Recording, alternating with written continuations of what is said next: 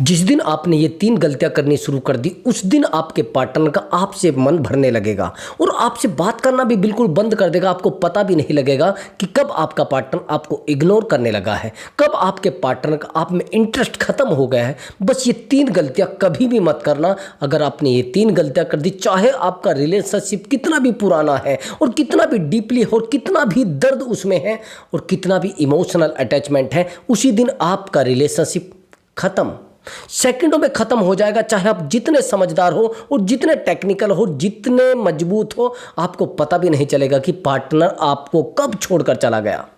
बस ध्यान से इन 3 गलतियों को देखना है। सबसे पहला पॉइंट, अगर आपने पार्टनर को अपना काम छोड़कर टाइम देना शुरू कर दिया। मैंने बहुत सारे रिलेशनशिप देखे हैं। अगर आपने ये गलती कर दी कि आपका पार्टनर आपके पास आया और आपने सेकंडों में अपना काम छोड़ा, उस पर लग गए, उसकी बातें सुनने लगे और उसको वैल्यू देने लगे, उसी दिन आपके पार्टनर का आप में प्यार बिल्कुल कम हो जाएगा, कम नहीं खत्म हो जाएगा।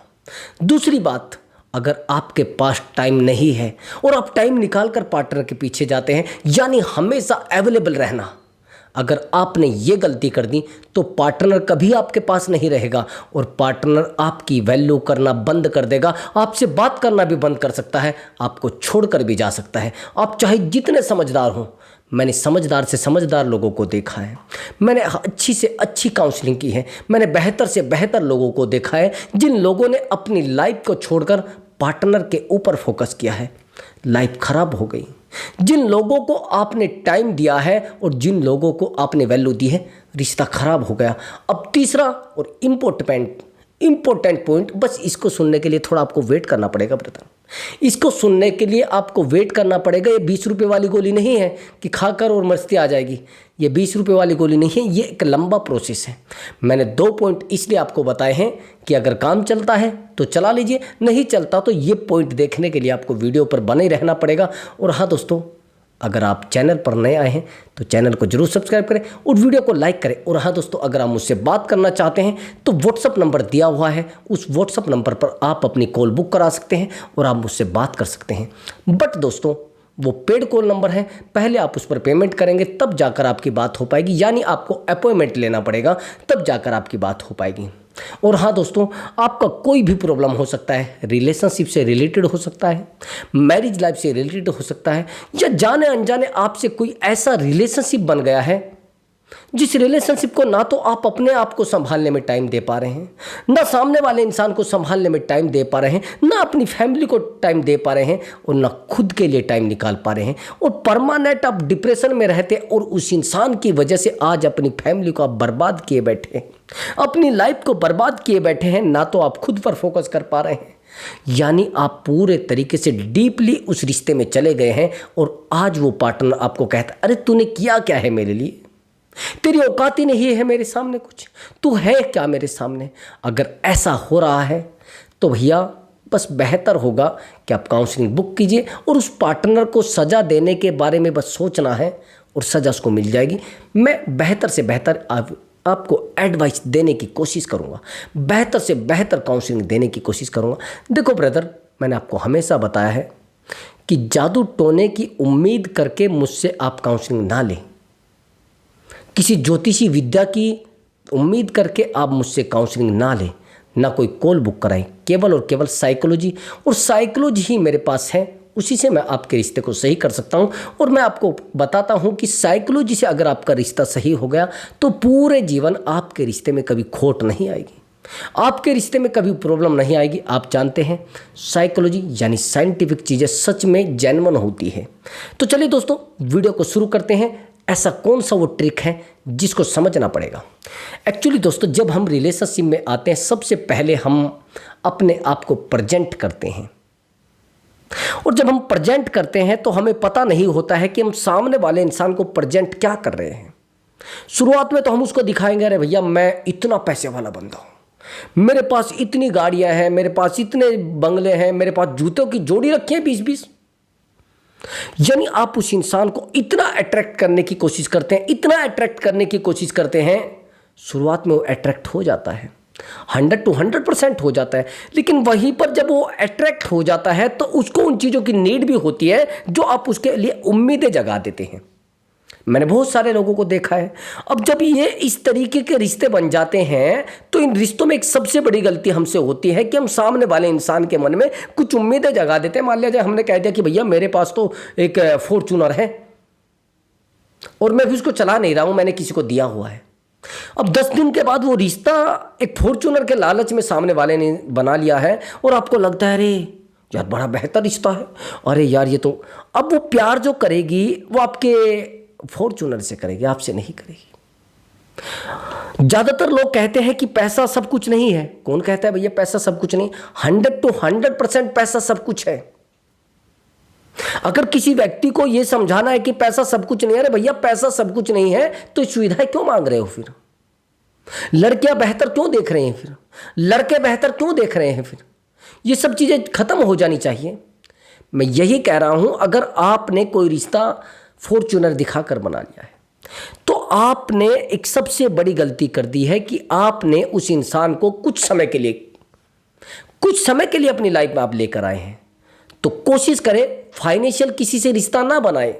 मैंने बहुत सारे ऐसे रिश्ते देखे हैं जिनको फाइनेंशियली बनाया गया है, और फाइनेंशियली जब बनाया गया है तो आज वो रिश्ते सड़क पर पड़े हैं भैया, राख हो चुके हैं, टूट चुके हैं, पागलपन उन रिश्तों में आ गया है। लेकिन सामने वाला लगता है कि यार हाँ बहुत चीज़ें अच्छी हैं। कोई चीज़ें अच्छी नहीं है, दर्द के अलावा इन रिश्तों में बचता कुछ नहीं है। अब सामने वाला इंसान तो फाइनेंशियल अटैचमेंट में आ जाता है, आप इमोशनल अटैचमेंट में आ जाते हैं। जब तो आपको लगता है कि अरे यार ये मुझसे कितना प्यार करने लगी, अरे यार ये मेरा कितना ध्यान रखती है, अरे यार ये मेरे बारे में कितना सोचती है। अगर ऐसा आपको लग रहा है तो आपसे बेवकूफ़ आदमी कोई नहीं है, आपसे पागल आदमी कोई नहीं है। इसलिए ज़्यादा शो ऑफ करने की जरूरत नहीं है रिश्तों में, और ज़्यादा समझाने की जरूरत भी नहीं है। आप ज़्यादा शो ऑफ करते हैं, और जब शो ऑफ करते हैं तो फिर उसके बाद सामने वाले की डिमांड भी हो जाती है, और जब उसकी डिमांड चालू हो जाती है तो आप, अरे भैया ये डिमांड चालू होने के बाद आप टूटने लगते हैं, परेशान होने लगते हैं। फिर आपको लगता है अच्छा ये तो मेरे पैसों से प्यार करती है। अरे भैया जब आपने जिन चीज़ों की आदतें डाली है वही तो सामने वाला मांगेगा, जिन चीज़ों की उसको नीड है फिर वही तो मांगेगा। अब मैं बार बार आपको यही तो चीज़ समझा रहा हूं कि भैया थोड़ा रुकिए और थोड़ा शांत होइए, और ज़्यादा भागने की जरूरत नहीं है। सामने वाले को अगर आपसे प्यार करना होगा वो गरीबी में भी करेगा, सामने वाले को अगर प्यार करना होगा आपकी चिंता में भी रहेगा, सामने वाले को अगर प्यार करना रहेगा आपके दुख में भी रहेगा, आपकी तकलीफ में भी रहेगा, और आपके साथ माइनस प्लस में भी रहेगा। मैंने बहुत सारे ऐसे रिश्तों को देखा है जो बस खुशी खुशी को देखते हो, जिस दिन माइनस प्लस आया उड़ गए भैया। प्लस में तो रहेंगे लेकिन माइनस जिस दिन आपकी लाइफ में दिख गया तो भैया आपको सेकंडों में छोड़कर चले जाएंगे। उस पॉइंट को सुनने के लिए वीडियो पर बने रहना। वो बेहतर से बेहतर पॉइंट है, उससे बेहतर पॉइंट आपको लाइफ में नहीं मिलेगा, और कुछ भी लाइफ में चल रहा है तो वो पॉइंट सेकंडों में उसको सही कर देगा। अब आगे की बात समझना। आपने पार्टनर को कहा कि यार प्लीज मेरी बात को तो सुनिए। अब पार्टनर आपकी बात क्यों सुनेगा? वो तो पैसे से आपकी बात सुनेगा। किसी दिन पार्टनर को रिक्वायरमेंट हुई कि यार मुझे ना 1 लाख रुपए की जरूरत है। अब आप कहेंगे अरे सर मेरे पास तो आज है नहीं, मेरे पास तो जो था मेरा लुट गया है, मेरा ये है, मेरा वो है। यानी जब आप खाली होना शुरू होंगे फिर आप टूटना भी शुरू होंगे।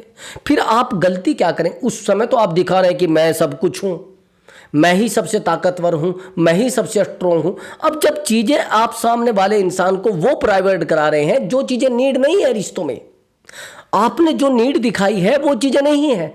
अब आपको तो लग रहा है कि अरे यार मेरा पार्टनर तो मुझसे बड़ा प्यार करने लगा है। वो प्यार नहीं करने लगा है भैया, वो फॉर्च्यूनर से प्यार करता है, आपकी बॉडी से प्यार करता है, आपकी हेल्थ से प्यार करता है। पहले तो आप दिखते हैं बड़े अच्छे। हम सबसे बड़ी गलती ये करते हैं रिलेशनशिप में कि जब रिलेशनशिप बनता है तो उस समय तो हम बड़े मुस्कुराते हैं, बड़े हीरो लगते हैं, बड़े कटिंग वटिंग करा के रखते हैं, सेविंग वेविंग करा के रखते हैं, अच्छे से फिटनेस में भी रहते हैं। अब जैसे रिलेशनशिप बना, कहीं पेट निकला हुआ है आपका, कहीं बाल बढ़े हुए हैं आपके, दाढ़ी को पता नहीं कितने दिन कटे थे, कोई आपको पता नहीं रहता है। अब सामने वाला इंसान का इंटरेस्ट आप में कम होगा नहीं होगा, आपसे पूछ रहा हूं मैं। जैसे आप अपने काम को भी छोड़कर उस इंसान के काम के पीछे लगे हैं तो भैया आप अपने आप को तोड़ रहे हैं, आप डुबो रहे हैं। मेरे पास कुछ ऐसी काउंसलिंग आती है, अभी मेरे पास एक काउंसलिंग आई है। एक्चुअली ये जो बंदा है ये अनमैरिड है, और वो जो महिला है वो मैरिड है।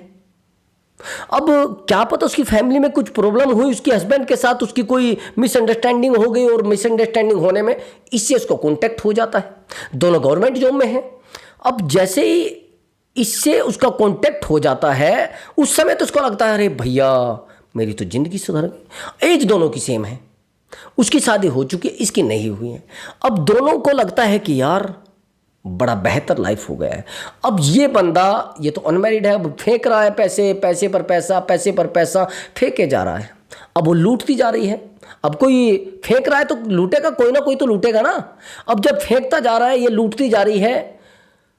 इसने फिजिकल चाहिए था, फिजिकल उसने दे दिया। उसने इमोशनल अटैचमेंट चाहिए था, इमोशनल उसने दे दिया। इसने फाइनेंशियल नीड उसने समझाई, तो उसने फाइनेंशियल नीड इसने पूरी कर दी।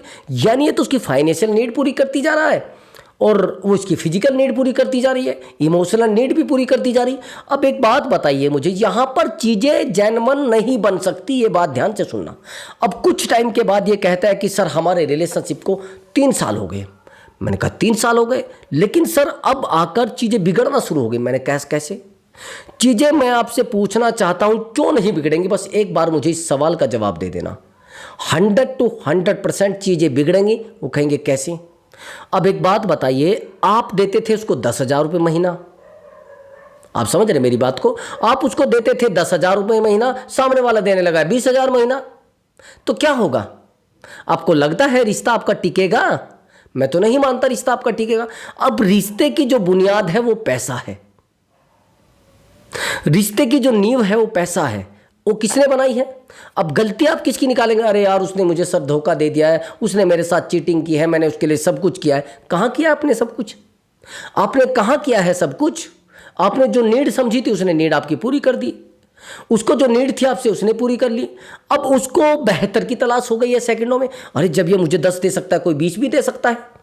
अब ये 15,000 मेरे ऊपर खर्च कर सकते हो तो कोई 25 भी हज़ार कर सकता है। यानी मैं उस लायक हूं कि लोग मेरे ऊपर खर्च कर सके।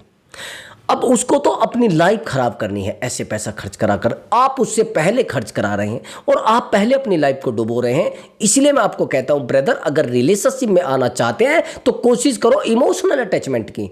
आप गलती कर रहे हैं, फिजिकल अटैचमेंट में भाग रहे हैं, आप गलती कर रहे हैं, आप फाइनेंशियल अटैचमेंट में भाग रहे हैं और पैसा दिखा के किसी को रिश्ते में ला रहे हो, तो आपसे बड़ा बेवकूफ और आपसे बड़ा कंगाल कोई नहीं बनेगा। एक दिन ये पता लगेगा कि इसका बिजनेस बहुत अच्छा चल रहा था, लेकिन जब से ये लड़की आई है जिंदगी खराब हो गई है। जब से ये लड़की आई है जिंदगी बिगड़ गई है। जब से ये लड़की गई है इसका बिजनेस, इसकी लाइफ, इसकी बॉडी खड्डे में आ गई है। एक्चुअली मेरा एक फ्रेंड है, मेरे साथ पढ़ा था और बहुत अच्छे से मैं उसके परिचय में हूँ, वो मेरे परिचय में है, दोनों की बहुत बेहतर बॉन्डिंग है। लेकिन कुछ ही टाइम पहले वो मेरे पास आया और एक प्रॉब्लम को लेकर आया। उसने कहा कि एक्चुअली उसकी शादी अभी तक नहीं हुई है, समय काफ़ी हो गया है, एज भी 36-37 के आसपास हो गई है, लेकिन प्रॉब्लम एक कितनी बड़ी उसने बताई जिसको मैं भी सुनकर हैरान हो गया। एक्चुअली वो एक कॉन्ट्रैक्टर है, समझ रहे ना? वो कॉन्ट्रैक्टर है और कॉन्ट्रैक्टर बने बने उसने बड़ा पैसा भी बहुत अच्छा कमाया है, और पैसा कमाया जैसे है वैसे उड़ भी गया है। उसने जब मुझे कहानी बताई, मुझे नहीं पता था, वो किसी प्रॉब्लम को लेकर आया था। प्रॉब्लम बड़ी खतरनाक सी थी और मैं आपको बता भी दूंगा कि कैसे लोग डूबते हैं और कैसे अपनी कश्ती को डुबो लेते हैं, एक आम इंसान और एक ऐसे इंसान के चक्कर में जो हमें ना तो कुछ देता है और ना हमें कुछ मिलता है। उसने कहा सर एक्चुअली मेरा जो कॉन्टैक्ट हुआ वो उस तरीके से हुआ, सब कुछ ठीक चल रहा था, पैसा बहुत अच्छा था, सब कुछ बहुत अच्छा आ रहा था, लेकिन सर उसी टाइम मेरी लाइफ में एक ऐसी महिला आ गई जो बहुत रोना धोना कर रही थी, बड़ी परेशान थी। उसने कहा कि मेरी ज़िंदगी पूरी ख़राब हो गई है, मुझे कोई समझना नहीं चाहता है, प्लीज़ आप मेरी हेल्प करो। तो मैंने उससे एक फिजिकल अटैचमेंट हुआ और मैंने उसकी हेल्प कर दी। मैंने कहा कितनी? कि मैंने उसकी हेल्प कर दी 10,000 की। और सर जब वो 10,000 की हेल्प की तो उसने मुझे उस नज़र से देखा, मैं समझ गया कि ये कहीं ना कहीं मुझसे अटैचमेंट में आना चाह रही। मुझे नहीं पता था वो किस अटैचमेंट में आना चाहती थी। और सर देखते ही ब्रदर मेरी लाइफ उसके ऊपर डिपेंड हो गई। जो उसको चाहिए था मैं देने लगा, जो मुझे चाहिए था वो देने लगी, जो मुझे नीड थी वो जब मुझे उसको फिजिकल नीड होती थी वो दे देती थी। लेकिन मुझे कब नहीं पता कि मैं कब उसके इमोशनल अटैचमेंट में चला गया। रात दिन उससे बात करने लगा, रात दिन अपने बिजनेस को छोड़कर उसके पीछे दौड़ने लगा। जब उसका मन करता मुझे गाड़ी से बुलाती, जब मन करता वो मुझसे फिजिकल हो जाती। यानी पूरे तरीके से मैं उसके ऊपर डिपेंडेड हो गया और वो अपनी लाइफ को चलाने लगी अपने पास। उसने बहुत बेहतर ज़िंदगी को ऐशो आराम में बदल दिया। उसने बोला कि मुझे AC लगवाना है तो लगवा दिया, उसने बोला मुझे गाड़ी चाहिए तो मैंने गाड़ी दिलवा दी, यानी स्कूटी दिलवा दी। यानी उसको जो नीड हुई, उसने कहा कि मुझे अपने कानों में पहनने के लिए बाली लेनी है तो उसने बाली, मतलब जो मानो 10-5 लाख रुपए उसने उसके ऊपर उड़ा दिए। अब जब 10-5 लाख रुपए, लेकिन एक बड़ी बात जो आप समझेंगे वो आप नहीं समझेंगे, इसने एक प्लॉट 25 लाख का उस लड़की को लेकर दे दिया था, उसके नाम करा दिया था भैया, लेडीज के। हैरानी की बात यह है कि जो इसके पास पैसा था इसने टोटल उसके ऊपर इन्वेस्ट कर दिया। और आज की कंडीशन ये है कि आज ये लड़का कंगाल है और वो जमाल है। आज ये लड़का अपने आप को ठोकरों में समझता है, टूट चुका है, बिखर चुका है। जहां पर इसको देखकर लोगों को जिंदगी जीने का आनंद मिलता था, कहते थे लोग अरे भैया ये सच में बहुत बेहतर इंसान है, सच में वाकई में इसने तरक्की की है। ये बंदा जो था वो जीरो से उठा हुआ बंदा, एक हीरो बना हुआ बंदा। मेरे सामने इस बंदे ने गांव गांव जाकर बर्फ बेचा है भैया, आइसक्रीम बेची है इसने साइकिल पर जाकर। लेकिन आज जैसे ये थर्ड पर्सन इसकी लाइफ में आया, इसने अपनी लाइफ की आइसक्रीम तो क्या, इसने अपनी लाइफ में जितने संघर्ष किए थे आज ये सड़क पर आ गया है। आप जानते हैं क्यों? इसने जो चीजें मांगी वो मिल गई इसको, इसने जो मांगा वो इसको आ रहा है। यानी यूनिवर्स से हम जो मांग रहे हैं वही तो मिल रहा है ना। इसने मांगा कि मैं एक बड़ा बिजनेसमैन बनना चाहता, उस समय सच में बिजनेसमैन बन चुका था। मेरे सपने थे कि इस तरीके का मैं बंदा बनूं, बहुत सारे लोगों के सपने थे। लेकिन आज मैं ये कहता हूं कि भैया ये जो बंदा है इस तरीके का कोई ना बने। देखो लोग हमें बर्बाद खुद करते हैं और हम होते भी हैं। किसी को औकात नहीं हमें कोई बर्बाद कर जाए, किसी की औकात नहीं कि कोई हमें हर्ट कर जाए, किसी की औकात नहीं कोई हमें टच कर जाए, किसी की औकात नहीं कोई हमें ब्रेकअप दे जाए, नहीं दे सकता भैया। किसी की औकात नहीं कि हमें कोई दुख दे जाए। अब यहां पर मैं आपको बहुत गहराई की बात बताने वाला हूं, जिस गहराई से आज आप रूबरू होंगे। दोस्त ध्यान से सुनना मेरी बात को। अब मैंने आपको बता दिया है, मेरे साथ रहा है लड़का। उस समय इतनी मजबूरी में फैमिली जो थी जीरो थी भैया, और फैमिली को इसने हीरो बना दिया था। लेकिन आज की सिचुएशन ये है कि उस लड़की के पास लगभग 50 लाख की प्रॉपर्टी है और इस बंदे के पास लगभग 40 लाख का कर्ज है। अब मैंने पूछा भैया ये सब हुआ क्यों है? कि भैया मैं अपना आप को भूल चुका था, वो मुझे फिजिकल दे रही थी, मैं उसको फाइनेंशियल हेल्प कर रहा था, बस मैं इतना डूब चुका था। लेकिन 1 साल से मैं पूरा उसके ऊपर इन्वेस्ट पर अपने आप को भी खो चुका हूँ, अपनी ज़िंदगी को बर्बाद कर चुका हूँ। मेरे पास आज केवल और केवल बचा है ये खाली मोबाइल। आज मेरे पास उसकी कॉल नहीं आती है, मेरे पास मैसेज नहीं आते हैं, बस मैं उसके सामने रोता हूँ, मैं उसके सामने गिड़गिड़ाता हूँ, मैं उसके सामने परेशान रहता हूँ। जिंदगी पूरे तरीके से एक तराजू बन चुकी है। कभी इधर मैं उठता हूँ, कभी इधर से बैठता हूँ, कभी ये पलड़ा भारी, कभी ये पलड़ा भारी, यानी दोनों ऐसे हो गया हूँ मैं। मेरी ज़िंदगी डमरू बन गई है, कभी ये बजता है, कभी ये बजता है। परेशान हो चुका हूँ मैं, ढोलक की तरह बज रहा हूँ मैं। नहीं कोई मेरे दर्द को समझना चाहता है। अब मैं तो लगता हूँ लोगों को अरे यार कितना स्ट्रोंग बंदा है, लेकिन मेरे दर्द को कोई समझने वाला नहीं है। ये मेरे पास बैठे बैठे रोने लगा, और जैसे वो रोते हैं ना, चिल्लाकर रोया है। इसने कहा कोई रास्ता मुझे बताओ। मैंने बहुत सारी टेक्निक इसको दी, इसको बहुत, जिसको कहते हैं कुछ वैल्यू मिली भी है, कुछ थोड़ा स्ट्रोंग बना भी है। ये संपर्क में तो मेरे पास काफ़ी समय से आना चाहता था, लेकिन इसको लगता था कि इसको मैं कैसे बताऊं, मैं तो उसके भाई की तरह लगता हूं। लेकिन ये हैरान था कि मैं अगर इसके सामने रोऊंगा कहीं ऐसा ना हो जाए ये मेरा मजाक ना उड़ा ले, कहीं ऐसा ना हो जाए ये मेरे दर्द को ना सुन के कहने लगे अरे तू भी पागल हो रहा है। करे अब मुझे एक बात बताए, बहुत सारे लोग मुझे बात करना चाहते हैं, लेकिन उनको फिर ये लगता है कि यार हम एक्स्ट्रा मैरिटल अफेयर में हैं, कहीं लोग मेरा मजाक ना उड़ा ले। अब जैसे कुछ पेशेंट होते, कुछ ऐसी बीमारियां होती जिनको हम सो नहीं कर सकते, अब वो डर के वजह से अपनी पूरी लाइफ बीमार रहते हैं, डॉक्टर से एडवाइस नहीं लेंगे। अरे भैया, अगर ज़्यादा परेशानी भी है, कुछ पर्सनल प्राइवेट चीज़ें भी होती है लाइफ में, प्राइवेट बॉडी भी है, हमारी बॉडी के कुछ पार्ट होते हैं प्राइवेट, लेकिन अगर उन प्राइवेट पार्ट में कोई बीमारी हो जाए और हम किसी डॉक्टर से सलाह ना ले, तो आपको लगता है बीमारी सही हो जाएगी? आपको लगता है ज़िंदगी सही चल जाएगी? आपकी ज़िंदगी को बर्बाद होने से कोई नहीं रोक सकता। तो बीमारी है भैया। अगर कोई ऐसी बात भी है, प्राइवेट पार्ट है, तो भैया सबके तो बराबर ही है, ईश्वर ने सबको यही दिए है ना। लेकिन आपके दिमाग में, अरे वो मेरे साथ ऐसा देखेगा, अरे यार मेरी ये चीज़, ये जो माहौल समाज ने क्रिएट किया है कि ये चीज़ गलत है, ये दिखाना गलत है, ये देखना गलत है, ये करना गलत है। मैं मानता हूं गलत है, लेकिन जहां पर आपकी जान ही जोखिम में है। मैंने बड़े बड़े लोगों को देखा है, मैंने बहुत सारे लोगों को देखा है, वो कहते हैं कि मुझे ये बीमारी, उनको कोई बता दे कि ये भैया वहां से राख की चुटकी उठाना और खा लेना, खा लेंगे। एजुकेटेड से एजुकेटेड लोगों को मैंने देखा है भैया, मैंने एजुकेटेड से एजुकेटेड लोगों को तांत्रिकों के पास देखा है। अगर वो एक फूल दे देंगे तो उसको समझ लेंगे दवाई है, अगर एक पत्थर दे देंगे उसको पीस पीस कर खाने लगेंगे।